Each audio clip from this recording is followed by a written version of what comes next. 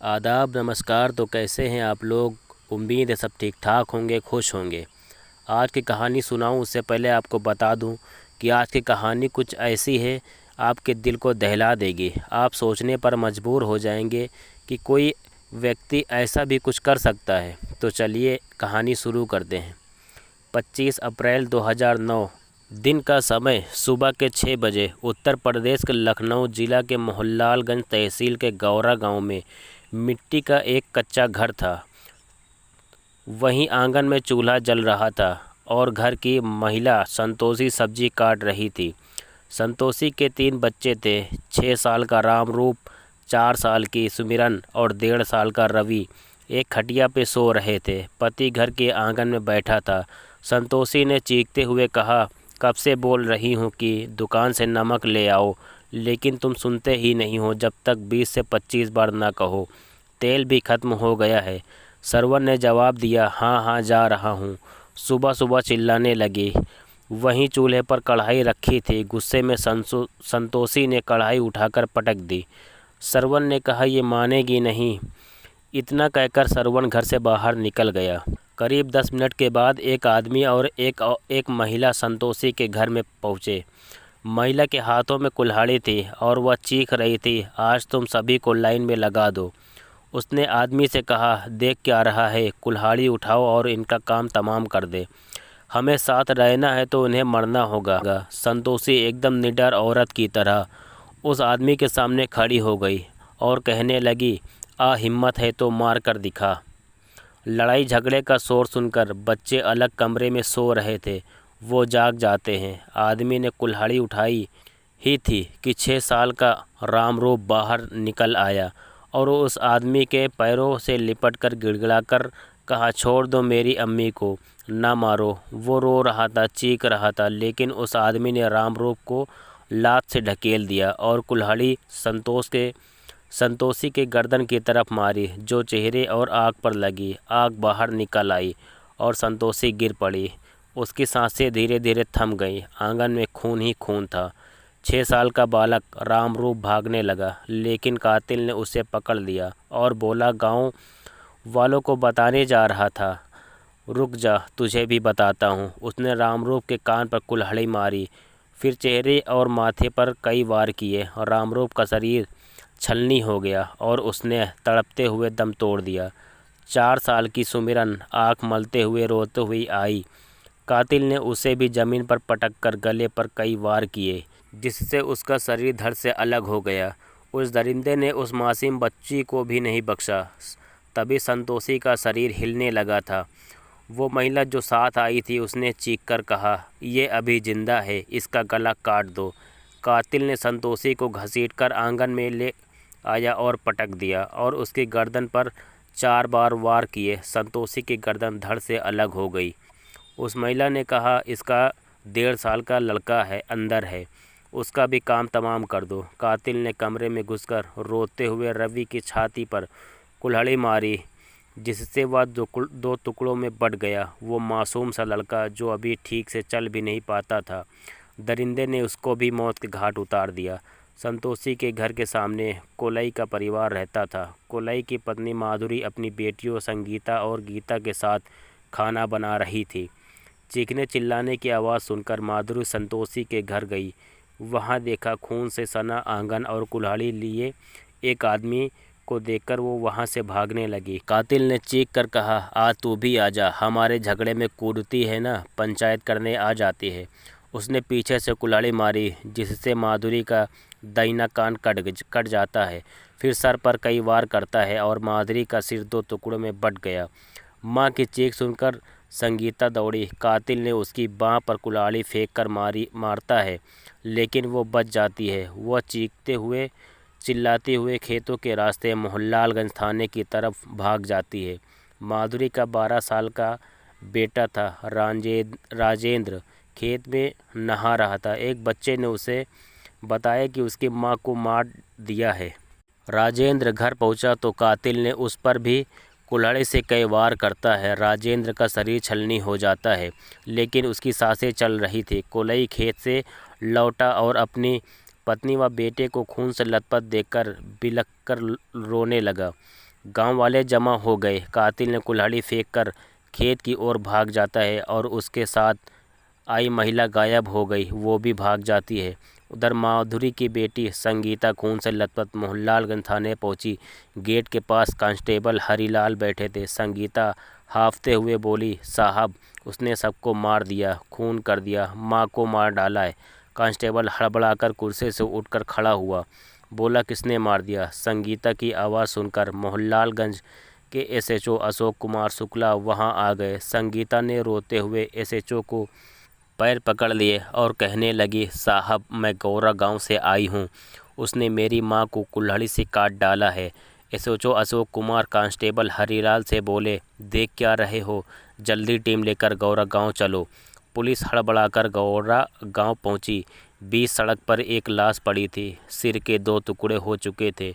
लाश के चारों तरफ भीड़ लगी थी। एसएचओ अशोक कुमार लाश के पास पहुंचे तो कुलई रोते हुए बोला, साहब मेरी बीवी को मार डाला है, अब मेरे बच्चों का क्या होगा? तभी भीड़ से किसी ने आवाज़ दी, साहब सामने वाले घर में जाकर देखो, पूरे परिवार को कुल्हाड़ी से काट डाला है। एसएचओ अशोक कुमार उस घर के अंदर जाते हैं।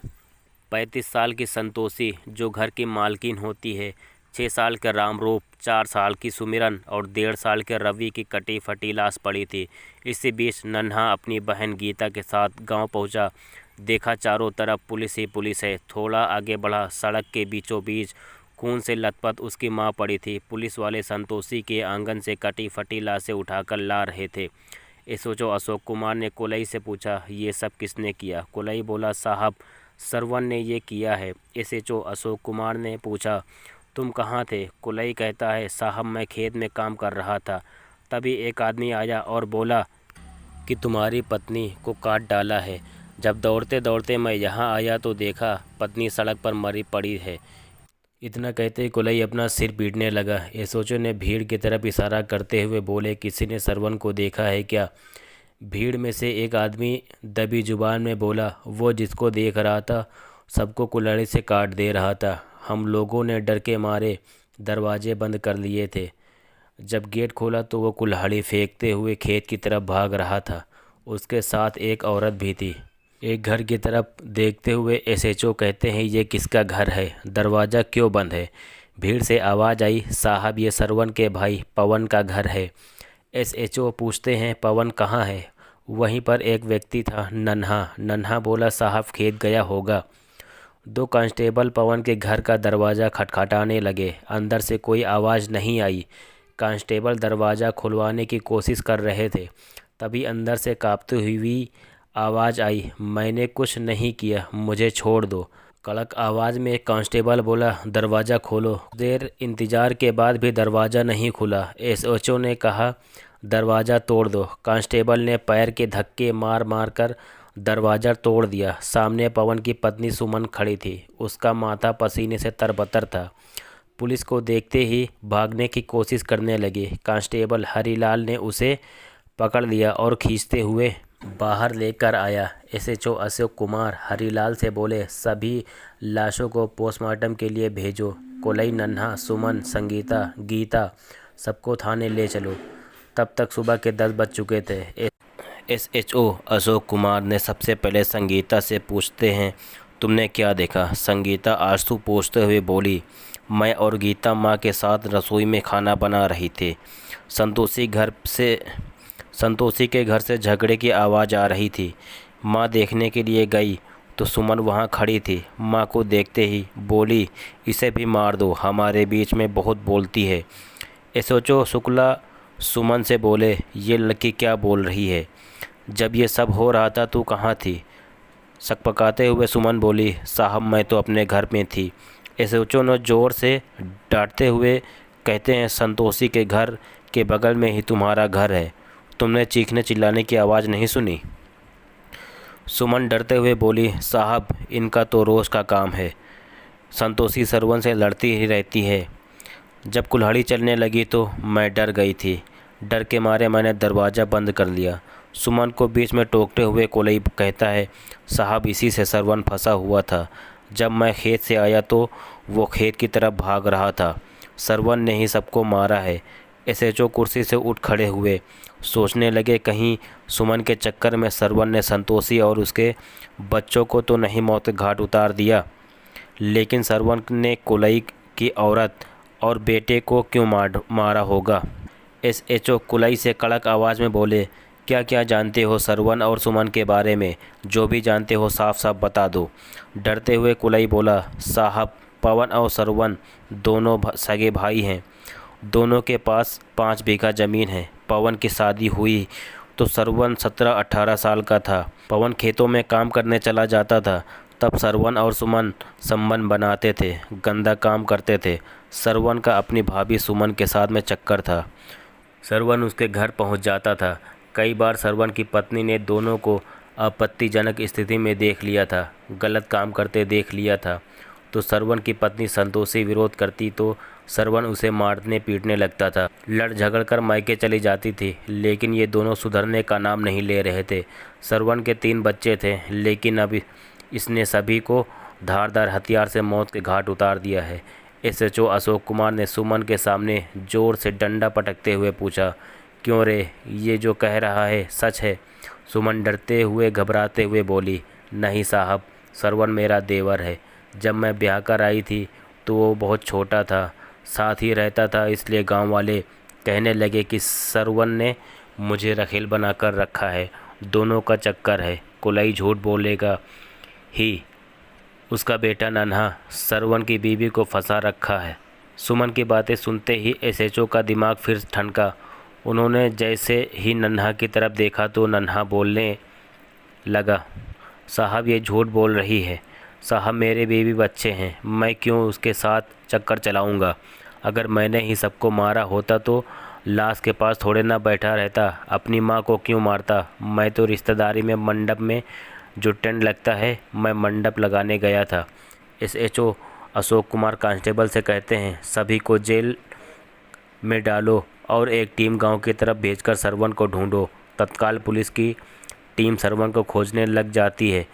पूरा दिन बीत जाता है। तभी एक आदमी ने पुलिस को बताया कि सरवन खेत की तरफ एक पेड़ के पीछे छिपा बैठा है। शाम करीब 4 बजे पुलिस ने उसे पकड़कर थाने ले आई। सरवन को देखते ही एसएचओ ने थप्पड़ जड़ दिया। फिर गुस्से से बोले, तुमने ये सब क्यों किया है? सरवन कहता है, नहीं साहब, मैंने नहीं किया है, नन्हा ने किया है। ऐसे फिर तुम भागे क्यों थे? सरवन बोला, मैं डर गया था इसलिए भाग गया था। एसएचओ गुस्से में बोले, क्या हुआ था सुबह? सब सच सच बताओ वरना पसलियाँ तोड़ दूंगा। सरवन बताता है, साहब सुबह सुबह गाली देते हुए नन्हा मेरे घर में आया। मेरी पत्नी आंगन में खाना बना रही थी। इसने सबसे पहले पत्नी को मारा, फिर तीनों बच्चों को मारा। मैं पड़ोसी के दुकान से नमक लेने आया था तो देखा नन्हा भागता हुआ मेरे घर से चला जा रहा था। उसके हाथ में कुल्हाड़ी थी। हम दोनों का ज़मीनी विवाद था। वो मेरी 1 बीघा ज़मीन हड़पना चाहता था। मुकदमा भी लिखवाया था। नन्हा को मेरी बीवी से चक्कर था। परिवार को ख़त्म करने का बहाना ढूंढता था। कहते हुए सरवन ज़मीन पर बैठ गया। पुलिस के लिए ये केस एक पहेली बन चुका था। पुलिस के सामने बहुत सवाल थे। एसएचओ अशोक कुमार ने सभी को हिरासत में ले लिया और जांच शुरू की। गांव में दहशत का माहौल था और ये हत्याकांड एक अनसुलझी पहेली बन गया। नन्हा, सुमन और सरवन रात भर मोहनलालगंज थाने में बंद रहे। पुलिस ने रात में ही पोस्टमार्टम के बाद 5 लाशों का अंतिम संस्कार करवा दिया था। अगली सुबह थाने पहुंचे एसएचओ अशोक कुमार ने कांस्टेबल हरीलाल को बुलाया और बोले, नन्हा जिस रिश्तेदार के घर गया था उसे थाने ले आओ। उसी दिन कांस्टेबल हरीलाल नन्हा के रिश्तेदार को पकड़कर थाने ले आए। एसएचओ अशोक कुमार ने कड़क आवाज़ में पूछा, नन्हा तेरे यहाँ कब आया था? रिश्तेदार बोला, साहब सुबह सुबह आया था। एसएचओ कहते हैं, वापस घर कब गया? रिश्तेदार कहता है, मेरे घर पे शादी थी। ये नन्हा पंडाल लगा रहा था। सुबह के 7 बजे इसकी बहन गीता भागती हुई आई और बताया कि सरवन ने सबको मार दिया है। ये सुनते ही नन्हा काम छोड़कर चला गया। इतना सुनते ही एसएचओ का शक सरवन पर और गहरा हो गया। उन्होंने कांस्टेबल हरीलाल से कहा, सरवन को मेरे पास लाओ। सरवन के आते ही एसएचओ ने उस पर डंडे बरसाने शुरू कर दिए। शुरुआत में तो कहता रहा, मैंने नहीं मारा। कहते हैं जब पुलिस ने पुलिसिया अंदाज में पूछती है तो मुर्दे भी बोलने लगते हैं। कुछ ही देर बाद वो टूट गया। गिड़गिड़ाते हुए बोला, साहब छोड़ दो, मैं सब सच सच बताता हूँ, मैंने ही सबको मारा था। एसएचओ ने फिर पूछा, कैसे मारा था? सरवर ने बताया, सबको कुल्हाड़ी से मारा था, सुमन ने ही कुल्हाड़ी दी थी। एसएचओ ने सुमन की तरफ कुर्सी घुमाई और गुस्से से पूछे, सरवन को तूने कुल्हाड़ी दी थी? सुमन नज़रें झुकाते हुए बोली, नहीं साहब, मैं तो अपने घर में थी, ये झूठ बोल रहा है। इसकी औरत मुझे पसंद नहीं करती थी, सरवन को मुझसे मिलने जुलने से रोकती थी, बात बात पर लड़ाई करती थी। फिर वो नन्हा के करीब होने लगी। सरवन ने मुझे बताया था कि तीनों बच्चे उसके ही नहीं बल्कि नन्हा के हैं। इस बात पर संतोषी उसे चिढ़ाती भी थी। ये सुनते ही पड़ोसी नन्हा बोल पड़ा, सर ये झूठ बोल रही है, मेरा परिवार है, बीवी बच्चे हैं, मेरा सरवन की पत्नी से कोई रिश्ता नहीं है, मैंने कुछ नहीं किया है। इसके घर से हमारी पुरानी लड़ाई है, नाली और भैंस बांधने को लेकर झगड़े होते रहते हैं, कई बार पुलिस में रिपोर्ट भी हो चुकी है। सरवन अपनी बीवी से लड़ता था तो मेरी माँ बीच बचाव करने चली जाती थी। सरवन बार बार धमकी देता था कि इन सबके साथ तुम्हारे परिवार को भी काट दूंगा। थोड़ा ठहर कर नन्हा फिर बोला, साहब गांव वालों से पूछ लो। इसके आंगन से चीखने चिल्लाने की आवाज़ आ रही थी। पहले भी कई बार इसने अपनी बीवी को पीटा था, मार मार कर अधमरा कर देता था। अब एसएचओ सरवन से पूछा, कुल्हाड़ी कहाँ है? घबराया हुआ सरवन बोला, उधर ही फेंक दी थी। एसएचओ ने कांस्टेबल हरीलाल से कहा, इसे साथ लेकर जाओ और कुल्हाड़ी ढूंढो, गांव वालों से भी पूछना। कांस्टेबल हरीलाल सरवन को लेकर गौरा गांव पहुंचे। उसके मिट्टी वाले घर के बगल में बने भूसा घर में कुल्हाड़ी बरामद हो गई। कांस्टेबल ने एसएचओ को फ़ोन मिलाया और कहा, साहब कुल्हाड़ी मिल गई है, इस पर खून भी लगा है। उधर से एसएचओ बोले, कुल्हाड़ी फॉरेंसिक टेस्ट के लिए लखनऊ भेज दो और सरवन को थाने ले आओ। कुल्हाड़ी फॉरेंसिक टेस्ट के लिए भेज दी गई। थाने में सरवन से पूछताछ शुरू हुई। एसएचओ अशोक कुमार ने सरवन से पूछा, तूने अपनी बीवी को क्यों मारा? सरवन माथे का पसीना पोंछते हुए अपनी शर्ट में बताता है, सुमन भाभी के साथ मेरा कई सालों के साथ संबंध था, फिर मेरी शादी संतोषी से हो गई। शादी के बाद भी मैं छुप छुपा कर उससे मिलता रहता था। संतोषी कहते ही रहती थी, ये सब ठीक नहीं है। इस बात पर हर दूसरे दिन हमारे बीच झगड़ा होता था। डंडा दिखाते हुए एसएचओ ने सुमन से कहा, सच सच बताएगी या तेरा भी ठीक से इलाज करूं? सुमन बोली, साहब मैं सच बोल रही हूं, सबको नन्हा ने मारा है। एसएचओ ने लेडी कांस्टेबल को बुलाकर बोले, सुमन को भी इसी भाषा में सबक सिखाओ, तभी दोनों सच बोलेंगे। डंडे पड़ते ही सुमन बोल पड़ी, जी साहब ये सच कह रहा है, सरवन ने ही सबको मारा है। एसएचओ अशोक कुमार ने फिर सरवन से पूछा, उस दिन क्या हुआ था? सरवन कहने लगा, सुबह संतोषी खाना बना रही थी, नमक खत्म था, वो बार बार लाने को कह चुकी थी। उस दिन इसी बात पर बहस हो गई थी। वो कहने लगी कि मेरा किसी और से चक्कर है, इसलिए घर पर ध्यान नहीं देता हूँ। ये बात उसने कई बार कही। तब मैं गुस्से में घर से निकल गया। रास्ते में सुमन भाभी मिल गई। कहने लगी, संतोषी फिर से कलेश करने लगी है, कब तक ये सब सहता रहेगा? आज सबको ख़त्म ही कर दो। चल मैं भी तेरे साथ चलती हूँ। तेरे भैया पवन भी बीमार ही रहते हैं, जल्द ही वो भी मर जाएंगे, फिर हम साथ रहेंगे। सरवन ने कहते हुए सुमन भाभी भी मेरे साथ चल पड़ी। कुल्हाड़ी भी उसने ही दी थी। फिर मैंने बारी बारी से बीवी संतोषी और 3 बच्चों को मार दिया। पड़ोसी कुलई की पत्नी माधुरी को भी मारा। एसएचओ ने फिर सवाल किया। सरवन ने फिर बोलना शुरू किया, कुलई मेरे घर से के सामने रहता था, वो दूर के रिश्तेदार में चाचा लगता है, और माधुरी चाची। मेरे और संतोषी के बीच जब भी झगड़ा होता तो माधुरी बीच बचाव करने के लिए आ जाया करती थी।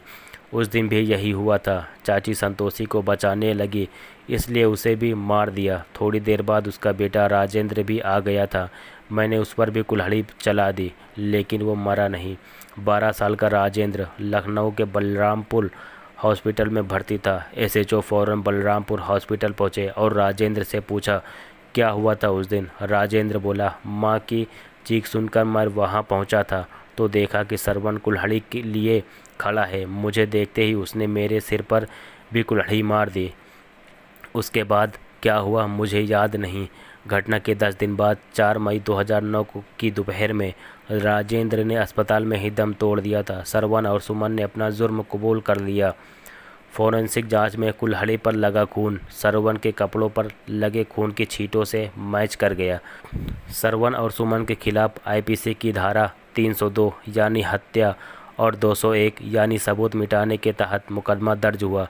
पुलिस ने आरोपियों को लखनऊ सेशन कोर्ट में चार्जशीट दाखिल किया। फिर भी ये केस 9 सालों तक अनसुलझा रहा। इसके बाद तकरीबन 9 साल बाद कोर्ट ने आरोपी सरवण को फांसी की सज़ा और उसकी भाभी सुमन को दोषी मानते हुए 4 साल की कारावास और 2000 रुपये के जुर्माने की सज़ा सुनाई थी। ये मर्डर मिस्ट्री दैनिक भास्कर के वेबसाइट से सुनाई गई है। हमने अपनी तरफ से इसमें कुछ भी नहीं कहा।